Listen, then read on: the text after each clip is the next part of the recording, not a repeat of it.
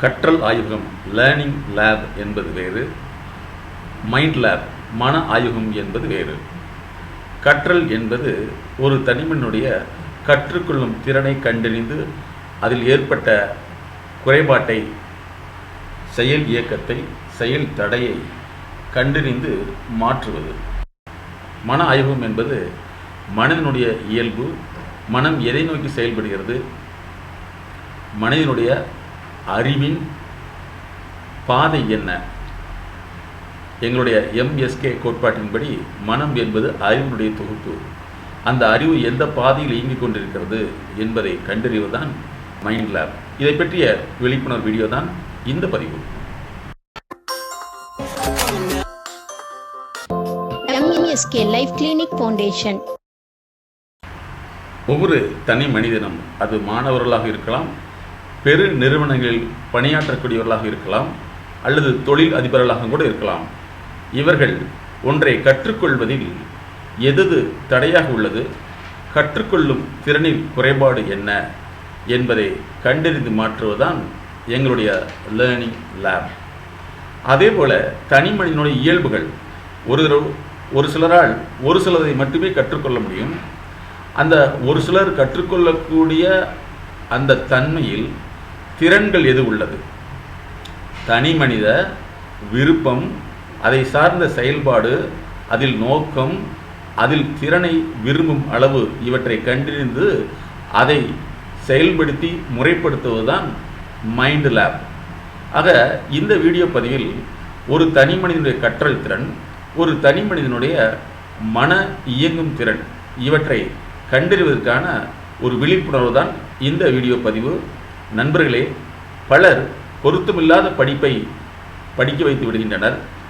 பலர் பொருத்தமானவற்றை தேர்ந்தெடுக்க முடிவதில்லை.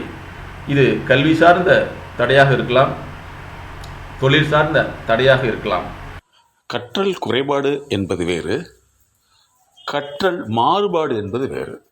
அதாவது இதய குறைபாடு, நரம்பு குறைபாடு, மூளை குறைபாடு என்பது வேறு. இதயம் செயல்பாட்டில், பயன்பாட்டில் மாறி இயங்குகிறது என்பது வேறு. அந்த வகையில் கற்றல் என்பதை எம்எஸ்கே உளவியல் கோட்பாட்டின்படி பல்வேறு வழிகளில் நாங்கள் பிரித்து ஆராய்கிறோம். அது தனி மனிதனுடைய கல்வி சார்ந்த அகடமிக் லேர்னிங்காக இருக்கலாம், அல்லது நிறுவனம் சார்ந்த கார்ப்பரேட் லேர்னிங்காக இருக்கலாம். ஒரு கற்றல் ஒரு மாணவனாக கல்லூரியை சார்ந்தவரோ, பள்ளியை சேர்ந்தவரோ, அல்லது போட்டி தேர்வுகளில் பங்கு பெற்று சேவையாற்றக்கூடிய மாணவரோ இருக்கிறார் என்று சொன்னால், அவர்களுடைய கற்றல் பாதை, நாலேஜ் பேத், அதே மாதிரி லேர்னிங் ஃபங்க்ஷன், கற்றல் செயல்முறைகள் எவ்வாறு இயங்குகிறது என்பதை பல்வேறு வழிகளில் நாங்கள் ஆய்வு செய்துதான் அவர்களுக்கு உண்டான கற்றலில் மேம்பாட்டை உருவாக்குகிறோம். அந்த மாதிரி பார்க்கும் பொழுது ஒரு தனி மனிதனுடைய லேர்னிங் கண்டினியூட்டி என்று சொல்லக்கூடிய கற்றல் தொடர்ச்சி, லேர்னிங் டிஸ்கண்டினியூட்டி கற்றலில் துண்டிப்பு, தொடர்பின்மை, லேர்னிங் டைஃபங்க்ஷன் கற்றலில் மாறுபாடு, லேர்னிங் லேசி கற்றதில் பாராமுகம், learning follow up, learning hyperactivity என்று சொல்லக்கூடிய ஒன்றை பார்த்தோன்னு பார்த்தாச்சு, முடிச்சாச்சு, படித்தாச்சு, அல்லது செஞ்சாச்சு, கேட்டாச்சு அப்படிங்கிற மாதிரி எதுலேயும் ஆழமில்லாத தன்மை, அது ஹைபர் ஆக்டிவிட்டி என்று சொல்கிறோம். அதாவது துரித நடத்தை. அதுக்கடுத்து learning hesitation, lack of learning matrix, lack of numerical skill, lack of learning with compulsive demand, learning without reconfirmation, learning without reinforcement. இது போன்ற தன்மைகள் எவ்வாறு உள்ளது என்பதை நாங்கள் ஆராய்கிறோம்.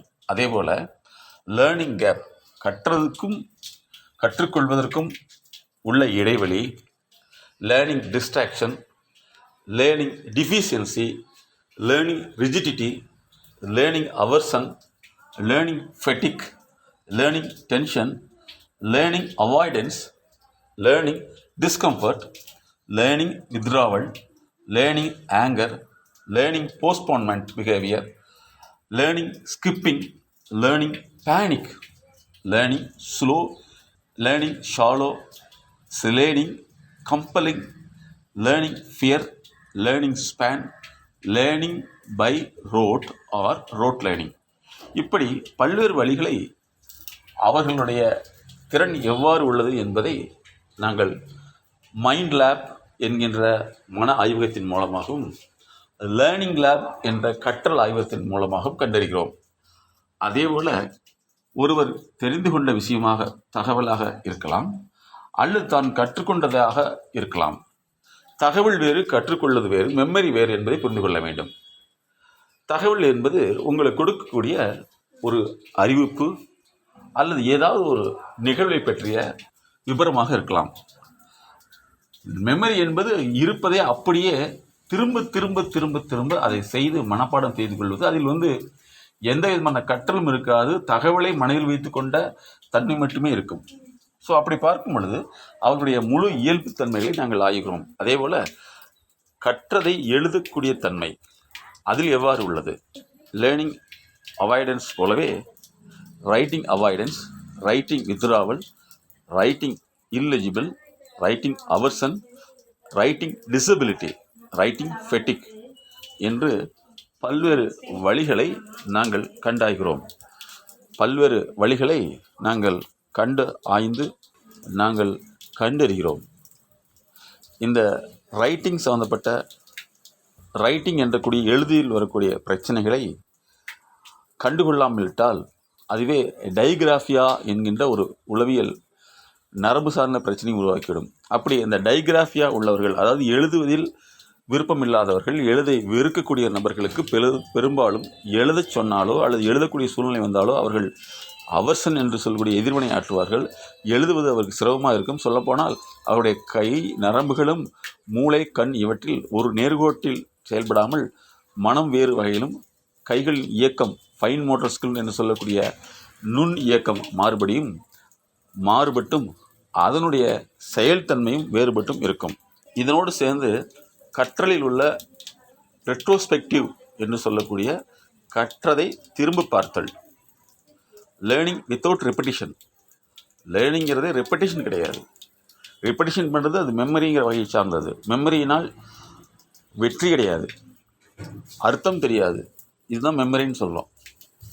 லேர்னிங் பை மென்டாரிங், தனி மனிதனுடைய கற்றலில் எவ்வாறு வியாக்கியானம், அதனுடைய அர்த்தம், செயலர்த்தம், அதனுடைய மொழி அர்த்தம் இவ்வாறு உள்ளதை எவ்வாறு அவர்கள் வியாக்கியானப்படுத்திக் கொள்கிறார்கள், எவ்வாறு கற்றலை புரிந்து கொள்கிறார்கள். லேர்னிங் அண்டர்ஸ்டாண்டிங் என்பது வேறு, லேர்னிங் இன்டர்பிரிட்டேஷன் என்பது வேறு. அதேமாதிரி அவருடைய கற்றலில் உள்ள பல்வேறு வழிகளை மென்டாரிங் என்கின்ற பழுது நீக்கம் மூலமாக நிவர்த்தி செய்தல் போன்ற பல்வேறு தன்மைகளை உள்ளடக்கியதான் எங்களுடைய இன்டர்நேஷ்னல் லேர்னிங் என்பது. இதை கண்டறிவதற்கு லேர்னிங் லேப், கற்றல் ஆய்வகம், அவர்களுடைய மன இயக்கத்தை கண்டு அறிவதற்கு மைண்ட் லேப் என்பதை உருவாக்கியுள்ளோம். பொருத்தமற்ற தொழில், பொருத்தமற்ற படிப்பு, இயல்புக்கு மாற்றமான செயல், இயல்புக்கு பிடிக்காத ஒத்துவராத துறைகள் அல்லது தொழில், வியாபாரம் இவைதான் மன பாதிப்பையும் பின்பு இரத்த அழுத்தத்தையும் பின்பு உடல் நோயையும் உருவாக்கிவிடுகிறது. ஆக தனிமனிதனுடைய வெற்றி என்பது செயல்திறனை கண்டறிதல், செயல் தடையை மாற்றியமைத்தல் இவைதான். இதற்கான சிறப்பு நிறுவனம்தான் எங்களுடைய MSK life clinic foundation. Welcome to MSK life clinic foundation. இது வாழ்வியல் மேம்பாட்டு நிறுவனம். உங்களது குழந்தைகள் அதிகமாக எதிர்த்து பேசுகின்றதா? எதற்கெடுத்தாலும் அழுகின்றதா? அதிகமாக கோபம் அடைகின்றதா? அடம் பிடிக்கின்றதா? பள்ளியில் மற்ற குழந்தைகளை தொந்தரவு செய்கின்றதா? எழுத மறுக்கின்றதா? அதிகமான துருதுரு நடத்தையில் செயல்படுகின்றதா? இது போன்ற நடத்தைகள் பின்னாளில் சரியாகும் என்று தவறாக முடிவு செய்யாதீர்கள். இது உங்களது குழந்தைகளின் வளர்ச்சியை தடுக்கக்கூடிய நடத்தை சார்ந்த பிரச்சனைகள் என்பதை புரிந்து கொள்ளுங்கள். இது போன்று இன்னும் பல பிரச்சனைகளிலிருந்து விடுபட தொடர்பு கொள்ளுங்கள். மிஸ்டர் சைல்டு டெவலப்மெண்ட் புரோகிராம், கல்வி, நடத்தை மற்றும் சமூக திறன் மேம்பாட்டு நிறுவனம்.